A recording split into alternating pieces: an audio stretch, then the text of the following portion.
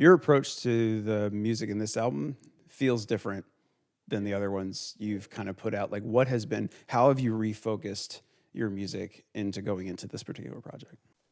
I think the approach for this one was I was in this place where I tend to be very pre this project. I tend to be very strategic, if you will. Like I let the music come naturally, but I have my master's in creative writing, so I'm very much so like piecing things together.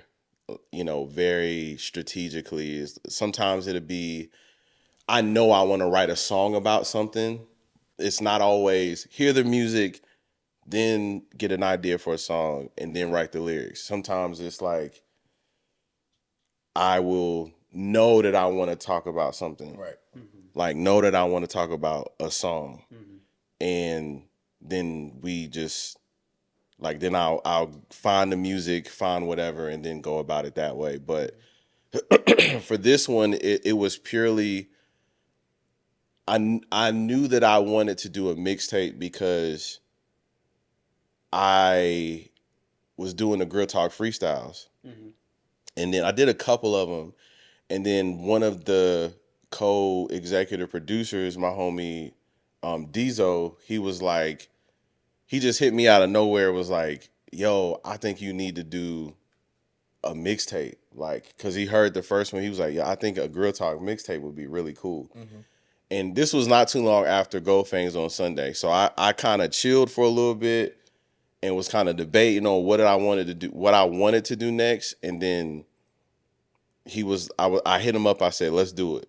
Like, let's do this mixtape. And I was like send the flood. And he's a producer, so he just started sending me mad beats. So we was just trying to find what this thing, we knew we wanted it to be like gritty, but we were just trying to find what we wanted this to sound like. So when you're having this kind of like, this mentality of just going for it, how does this recurring theme in your album of self-care and very blatant call outs to therapy, how does that fit into going all out? This was the I started therapy around the time I finished Gold Fangs on Sunday. That's when I started, because we was talking about around that time. I was saying, yeah, man, I'm going to therapy, all that stuff, and a lot of the, I guess, confidence that I got from therapy and this confidence and self-worth, this hashing a lot of the things that I believe in, that that are morals and values that I stand on, like all of that stuff. Like understanding the duality of Pat Jr., or the like I'm multi-layered, I'm a multi-layered person, and being, I guess I would say, being okay with that, right? I think the biggest misconception that I had going into therapy was I saw this person of who I wanted to be after therapy, like this goal of like, that's who I want to be. Let me try to be that now. And it's like, it don't work that way. No. It don't work that way. Process. It's a process, and I have to be patient with myself. However, the rawness, like a lot of the rawness that you hear is me finding out, nah, I'm that nigga. like finding that out again. Like, nah, I'm really him, bro. Like, that's the rawness that you're hearing. Is this newfound confidence of like who I am, what I believe in. And so you're hearing me going through therapy and rediscovering, or like refining who this new Pat Jr. is in this project. So it's very bold, it's very confident, it's very, as a matter of fact, like, being more confident in the excellence that I've developed and like the gifts that God has given me, like all of that stuff, and being and like embracing that, no matter if people are intimidated or not. Like other people being intimidated by my confidence and who I am, that's not my problem. And I want to build off that because I Yeah. remember that conversation. I don't know if you remember. I mean, I know you remember it, but like, you remember what I told you? Like it was after Goldfangs on Sunday. I was like, we were on a video game, and I was like, bro, like just be you, bro. Like be you, they'll adjust. Like that was a conversation before, like after the Goldfangs on Sunday project, going into this. Like it was that lull period, and I was just like, we were just having like just natural conversation. I'm like, bro, like be you, and in the context of in the music industry, like being, a lot of musicians and artists want to be somebody for the people. Like, bro, like no, bro, like this is about you being you, like being vulnerable. Like this, we need to see Pat Jr. in your music, bro. Yeah. We shouldn't see somebody else. It shouldn't be two split people. Like when I see you in your music, like that's who I know. Yeah. Like the person that the world sees on stage, I'm like, nah, this is who I know. Like this is who I'm playing Marvel Rivals with. This is who I'm playing Yeah. Call of Duty with. Like this is Yeah. this is that guy. Like Yeah. just being you, and people adjust to that, man. So I just want to build on that. Man, that stuck with me, bro. Like I remember he told me that I can't remember what she was listening to at the time, but she was like, "Yo, be you and the world will adjust." And that has, like, I appreciate that. I always come back to you and I'm like, bro, what you saying is like so relevant in like right now, but like as I was continuing to grow, and that's beyond the music, right? It was just in life. Yeah. Like you were saying it in the music creatively, but like in life, as I'm going to therapy, as I'm learning these lessons, and as I'm telling my friends, like, hey, this is what I need from you. Yeah. This is, Yeah. I'm realizing that I have these needs, I have these boundaries, because I was in this place in life where I was respecting everybody else's boundaries except my own. I didn't have any. I was just kind of there for everybody, doing for everybody, no matter what.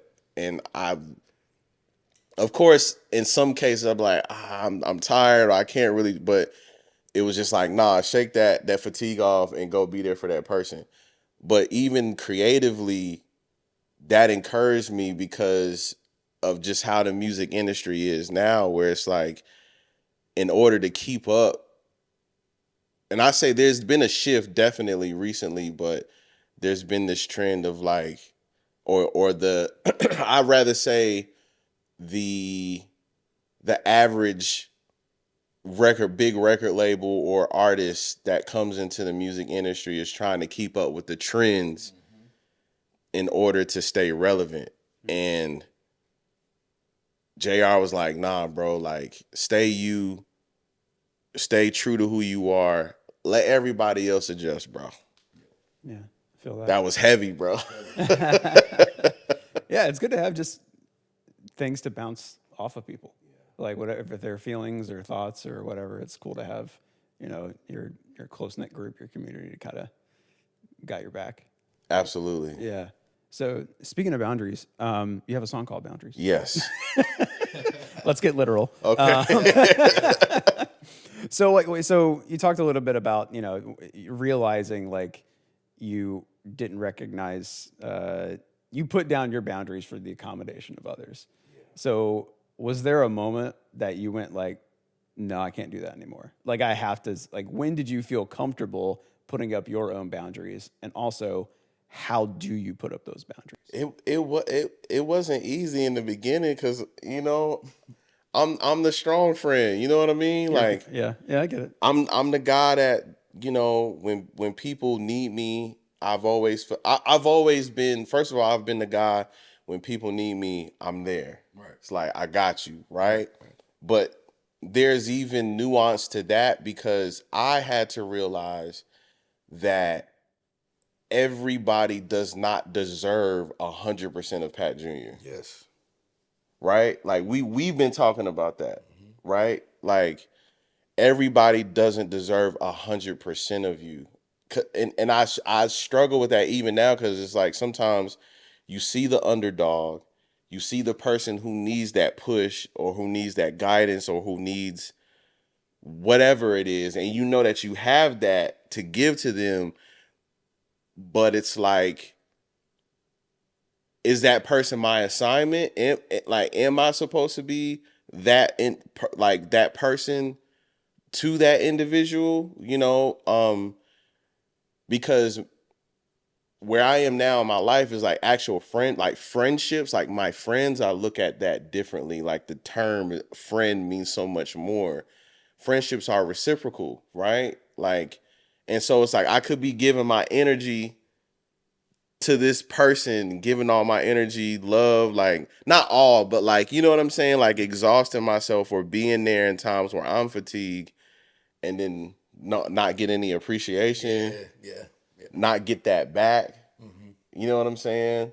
Um, I feel like you've been how has that been for you? Like, has boundaries been an issue for you, or how? Yeah, I mean, boundaries are huge, and even me being in therapy now, right? So that was the one of the things that I hadn't really set for myself, boundaries, and that is, professional and personal. You have to be able to set that. Going back to talking about friends and being that strong friend, because like I'm the same guy too, right? And I kind of think of it as like me being the source, like and having multiple outlets. If I was like some charger, right? Like I was just some charging port Right. and having to have these different ports. Like, am I gonna give people, the full on drip, or am I gonna give them the lightning charger? Like that's how Yeah. I gotta compare. Like, is it just a quick thing? Like, hey, I need a quick boost, Right. or are you gonna be plugged up to me weeks and months? And it's like, what type of relationship are we kind of building? So, setting those boundaries are huge, man. Especially for me professionally, being in a leadership role in my profession, having a large network of people who I'm caring for, right, Yeah. who are under my tutelage. Setting those boundaries in between are important, because Yeah. I mean, you can't be accessible to everybody 100% of the time. You know what I mean? Like, and then being a family man, being married and having 3 girls, like they need so much of me. So it's how, but even them, I have to set boundary for my kids, which is why I love the hook so much. It's like when you can tell in it when you're like, wait, hold up, wait, and it's like multiple Whoa. people you're talking to. Like, it ain't just one person. It's like I just imagine when I hear that song, it's like there's people that are just going, I need this, I need this, I need this. Hey, Pat, hey, Jay, and I'm Yeah. like, wait, hold up, wait, hold up, like let me settle in. You know what I mean? That's where it is. It's like you talking to multiple people, bro, Yeah. and it's like you got to give me a second. Like, let me Yeah, breathe. bro. Yeah. Yeah, I've always tried to be, and that even makes me think about how I've tried to invite people into my circle because I saw they were a lone wolf or they needed community or whatever the case is. And then I'm really finding out that I learned the hard way growing up. Like, you can't invite everybody in, especially it's like, they seem cool. Yeah, man, he seems cool. He seems level headed. And then you start getting to know him. And then the honeymoon phase is over. And it's Yeah. like, No. Yeah. it's just, I'm starting to see why people don't want to be around you, Yes, bro. bro. Yeah. You know what True I'm saying? intentions. Yeah. So, even like you said, like in marriage, like that's something that me and my wife had to, really talk about too, is just like, hey, like, you know, and I think it like it invokes like conversation, Mm. because it's a understanding of why, right? Like in marriage specifically, is I have to explain to you why. I want you to understand why this overwhelms me or why this gives me anxiety. Right. Like, or if, like, for example, and I mean, this might sound petty, but it's like, if you see I'm on the game, Mm-hmm. that's my relaxing time, right? We're gamers, Let's go right? there. Let's go there. And it's like that's my time to decompress. Right. And if you hear me on the game and I'm talking, that means I'm on live. Mm-hmm. So if you need something, just say, hey, like, are you on live right now? And I'll be like, yeah, like, let me finish this round. And then whatever you need, You know, you can't just come in there and just start talking. Right. Because then I'm trying to listen to them and talk to you at the same time. I can't have a full-fledged conversation. Like, this is my time to decompress. Yes, I want to be here for you. However, I'm enjoying community with these other guys Right. who I'm focused on. Like, we're having a time together. You know what I'm saying? So it's like I've had to say, hey, like, just ask me. Hey, you online right now? Yeah. Like, yeah, I need you to do blah, blah, blah. Okay, cool. Like, after this round, hey, fellas, I'll be right back, bro. Yeah. Give me like 5 minutes. If y'all got to run a game without me, go ahead, do what you got to do. I'll be right back. I got to handle something for my wife. You know, but we had to have that conversation for me to say, hey, this is a boundary for me. And then I'm explaining to you why. Right. Right. You know? And especially if you want the 100% of me, right? Because I don't want to give you half. Like, hey, I'll be there in a second. Like, let me finish. It's funny that you said that because my wife is the same way. Like, she will barge in and be talking. I got a headset on. I'm hearing the background, and I'm like, so we got this new thing, right? Like, when she comes in the room and she needs something from me, Yeah. right? It's either through a text or if it's like right now, she'll come in the room and since she's in the background, she'll flip my light so I can see the lights going on. And I know she's sitting there. So it's like, hey, when you get a second, right? Like when you get a second, and a lot of times when you get a second, like we know, like as husband, like when you get a second means like right now, like 2 hours ago. So it's like, you know what I mean? So when you get a second and she flicks the light so that we can communicate, because that is a special time, man. So even in that's boundaries and a part of communication, right? So that's good. That's good. Yeah, man. So like, I think having the conversations makes it easier because it's just like, man, I don't. It's tough because it's just like I don't want to. I don't want to be rude. I don't like. I don't want to ruffle anybody's feathers. I like. I'm the guys like my mo. I don't want to offend anybody, bro. Like I don't. Like I don't want to make anybody upset. Like I'm gonna tell you the truth. I'm gonna be honest with you. I'm gonna be transparent with you. I'm gonna keep it real. But I never my mo like my mission is not to purposely offend you. And so I think I don't like ruffling people's feathers, especially unintentionally, right? So it's like that's why it was kind of hard for me to adjust to actually setting boundaries because part of me struggled with, man, I don't want to say, hey, I don't like this or this doesn't feel okay or this hurt my feelings because then it might rupture the friendship. And it's like, no, if this person is a real friend, they would be willing to hear me out, understand where I'm coming from, right? And respect me because we're friends, we love each other. You know, and be able to actually have the conversations like, hey, like when you do this thing or you say this thing, man, this hurts my feelings or this bothers me or it doesn't, you know, and then they'll say if they're a good friend, like, oh man, I won't do that anymore. Or they'll say, oh man, I didn't know, bro. Like my bad, bro. Like if that's a touchy like area, rightfully so, I can understand why I won't do that or say that anymore. Or What is in your mind, and also actually, I want to start with JR on this one. When you listen to the song Monolith, what does the term monolith mean to you? I mean, if you just look at the definition, right? It's this large infrastructure. Like normally, you know, in some type of rock or stone, you know, formation. But metaphorically, it's something that just immovable or unchangeable. Like and being that monolith in itself, that's who we are as people. And I think that's what really the album encompasses is us being this immovable structure, like just being us, being true to that, and not being easily moved or shifted or influenced by anything else, just being yourself. So, Pat, was that kind of your intention when you were putting the song together? So monolith is it? Yes, it's a double entendre. no. So, but that is part of it. Yes, yes. Monolith came from a conversation with a person of another race, right? And really a couple of people, but the explanation of black people are not a monolith, bro. Yeah. Like we're not this just one thing. We're multidimensional.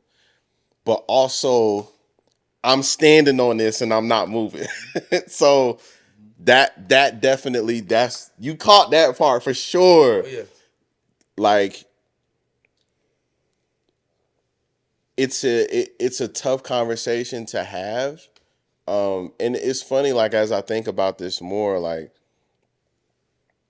a lot of this, a good portion of this project deals with relationships, right? Like it's this exploration of who I am, but also the conversations that I have to have with different people in my life or just in general. But yeah, like that monolith is this finding value or highlighting or the exploration of value in black people not being a monolith. And that's why I kind of open up the song with niggas it is, niggas it that. Like I'm exploring the different emotions while highlighting how I feel about certain topics. But that is the expression of monolith. And so you see that in the music video where it's like these different Pat Juniors, you know, again, like we were talking about, like the duality of Pat Jr. or these multi like faceted characteristics of like who I am as an individual and expressing those. So that's what we went with the we went with the monolith visual, me being in this interview with another black person, right?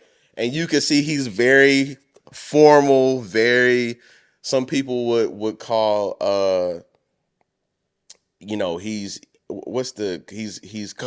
code switching very much, or we don't know if he's code switching. That could just be how he was raised, and that's okay, right? Like he was raised in a, you know, a suburban neighborhood. He grew up around a lot of white kids. He went to a prep school or whatever that is, and that's just how formal he. Maybe he's not code switching. So that was the whole concept behind that video. And I'm trying to get him to say nigga. He's like, I'm not gonna say it, brother. Yeah. And so when you hear him say, I'm not gonna say it, brother, that's like, is he code switching? You know what I'm saying? Then the question comes there. Yeah, I think towards the end, I was listening to it earlier today. I said nibba. I don't think some people caught that, but it's a term that a homie of mine came up with. Nibba is a non-black person, and so that's why I said the Kens and the Karens don't understand my melanin, but if you in my circle, my nibba, that shit's imperative. Like, so it's like if you in my circle, I need you to understand. Like, you won't understand on a deep level, but don't be colorblind. Yeah. Like, I'm black, bro.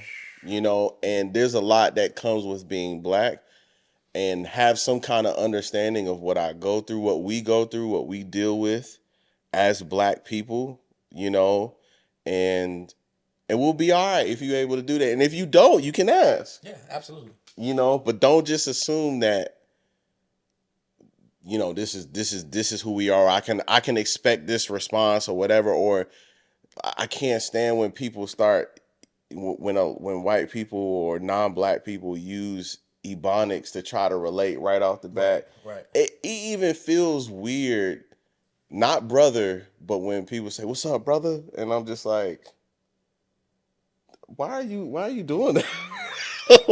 some white guys that say it, like, it's cool because I know it's genuine, right? But we can tell when it's being forced, bro. Yes. What's up, brother? And I'm just like, nah, bro, don't don't do that. I know you trying to be cool, you trying to relate, but don't do that. Just be you, bro. They usually like have a little bit more body language when they say it too. What's up, brother? Yeah. They learn. I'm like, wait a minute. Whoa. Whoa, like, I don't know you. Right. I don't know you yet. Right. We might be cool later. I don't know you right now. Right. Yeah, man. Who are you talking to in Shine? Ooh, that's a.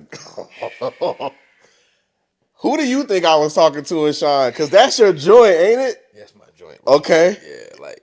How did you feel when you first heard that joint, bro? Bro, it's like love at first sight, bro. And Yeah. I'm like, bro, like that's what I tell you all the time. Like when I'm hearing and listening to your music, I'm like, bro, I feel like he's talking to me, bro. Like, or Yeah. he's talking to me, or he's talking about me. Yeah. But this is just like, I don't know, like for me, it's like I'm talking to everybody, anybody, and everybody, right? Like that's you can get it. Like I want all the smoke. Like that's what Sean is for me. Like I'm talking to everybody. It's no one particular person. It's no one particular organization Yeah. or entity. Like it's that song for me is anybody can get it. Yeah. Like if this is who I am, like and like I'm not finna diminish myself to make you feel comfortable. Like this was the song. Like for me, this was like Pat's in that mode. Like Yeah. this is be you. Like and they'll adjust. This is what Sean is. This is exactly what Sean is. Sean is be you and they'll adjust. Like and I'm not gonna diminish myself any less just to make you feel comfortable. Like sometimes you're gonna have to, and like you talk about all the time. Like you don't want to hurt anybody's feelings intentionally, right? But Right. sometimes like you have to disrespect people, and it's got to be bold. Let the Like chips fall where they may. and sometimes it has to be that way, man. Like and we have to be okay with that. And I think everything just encompasses, especially even these 3 songs, is like, and we standing on that. Like, Yeah. Monolith, like we standing on that. Yeah. And we setting these boundaries, and we still finna shine on you. Like, Yeah. that's just who it is. You either get with it or get lost. That's what it is for me, man. So Bro. Shine's definitely my joint. That's just definitely hands down one of my favorite songs on the mixtape, man. So Yeah, bro. Like that's the mindset that I was in. Like not I wasn't thinking about what you said, but that was the mindset I was in. yeah. When I heard the beat, when Dre sent me that, when he sent me that track, like, cause he went through a bunch of, he didn't send it to me. He came to the house, my homie Dre Rubio, shout out to Foreign Specimen. He came to the house, he just was playing a bunch of tracks, and that was one of the ones I picked, and I was like, yo, that's crazy. There is a certain high profile artist who he sent it to that I won't say that it was supposed to go to. But Dre, we've been wanting to catch one together. So he sat down, he came to the crib, and he was like, yeah, I sent this to such and such. I sent him a few beats, but like they just never got back to me. And I was like, let me get that, bro. Like I was like, can I have that? You know what I'm saying? So that's what I heard. The beat sounds like, and I've always wanted to film this. I've always wanted to shoot this. But the beat sounds like I'm at a grill like shop, like where they fit grills and there's a bunch of people working on grills, different grills, and I'm in the midst of them kind of like doing quality checks, make sure it's shining bright. Shine. You know what I'm saying? Shine. Like like the melody has like this very industrial kind of sound. Yeah. But like it feels like shiny almost, like, and so so that's what I felt. But as I'm writing it, like even having like just being in that mindset of y'all gonna adjust to this. Yeah. Like there's a lot of ego in the music industry. Yeah. Especially rappers. Yeah. A lot of ego. And rappers pride themselves off of being the best or the very best. I don't care about that shit. Like, what's your character like? Because when you dead and gone, yeah, people might have some of the music, but the music that impacts people the most on deeper layers is somebody having good character. Like I think about Nipsey Hussle. Yeah. Yes. Yeah. Right? Like from the interviews that I saw, of course I don't know him personally, but I could tell the way he moved and the way people respect him. When you listen to his music, it's coming from a place of like, this guy has morals and standards. Yeah. Yeah. So I don't care about if you think you the best. Like, first of all, nigga, I know I'm nice. I know my pen is great. I know I'm one of the best. I can say that for sure. But at the end of the day, I don't care about that shit. Like, what is your heart? What does your character say about you? How you treat people when nobody else is looking, right? Like, no matter how high profile you are, no matter how talented you are. Like, I remember one of my mentors, K Hill, he was saying, he was like, man, you know you we was out shopping for records, and he was like, you know why you gonna last a long time? And I was like, why? He was like, cause you doing stuff like this. You out here, you Grammy Award winning, you this, you that, blah blah blah. But you out here just hanging out with us, just having a good time. And at first I didn't understand. I'm like, bro, that's just who I am. But then I realized, no, that's just who I am. The song even sets boundaries. No need to play me like I'm on a low seed. This is champion work. Champion work. Like, just because I'm not as popping or as relevant as X, Y, and Z, I done put in serious fucking work. Yeah. And you're not gonna treat me like I'm not one of them, because I know I am. Yeah, this is like big dog moment. Like, even one of the lines. Yes. You like, I'm tired of tucking my chain. Like, this is, bro. Like God didn't give me the go, bro. Like, this is that, and it's so easy to go back to like Friday. Like, bro, like we getting tired of Debo. Like, you're not tucking our chain no more, bro. It's out. Like, come get it. You know what I mean? Like, come get it, bro. Like, this is what this is. Like, this is that moment. Like, nah, bro, we ain't doing this no more. Like, if Debo want to come get it, like, this is who I am. So, like, this is that untucking that chain moment, man. It's definitely what it was for me. Yeah, and so that's like, when I wrote that line, I was like, nah, I got something here. This is like, I'm tired of tucking my chain. Like, I know I'm him, bro. Stop playing with me. Yes, bro. Like, I don't care how you feel, or if it makes you feel insecure, that I'm confident in who I am. And I had to take a step back too recently. I was having a conversation with a homie. I had to realize, because it allows me to readjust mentally and emotionally. I'm a great writer, songwriter and rapper, right? Lyrics wise, I'm a poet, nigga. I'm a fucking poet. I produce very well. I creative direct. I can engineer myself in my own studio very well. Visionary wise, like when it comes to visuals, like my brand, all of that stuff, right? Mm-hmm. That's intimidating to people. Yeah. Damn, this nigga, I had to take a step back, and not in like a cocky way, but I had to take a step back and realize, it's like, some people are only good at one or two things, and that's okay. Yeah. But they don't think that's okay. They struggle with that.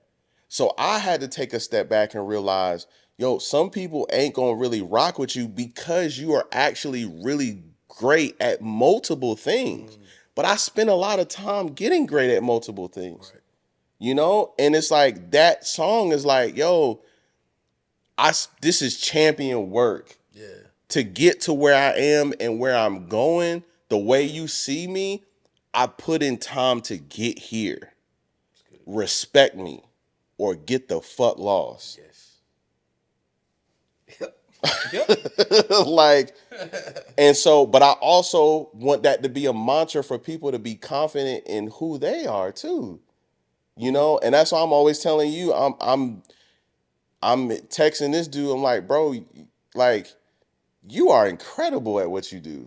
Thank you. You know what I'm saying? And it's like, bro, like, wear that like a fucking badge of honor. Like, Taylor is like, bro, like, you're incredible. And I tell like my homies, it's like, bro, it's only gonna be a matter of time before the world, like, be you, and the world is gonna catch up. Like, right? And so I want people to also wear what they're great at like a badge of honor. Like, be confident in your skill set and continue to grind, continue to get better, continue to work on it, continue to grow, but be confident in what you do very well. You know, love people, celebrate people, because it's a celebratory moment when you hear that song. Yeah.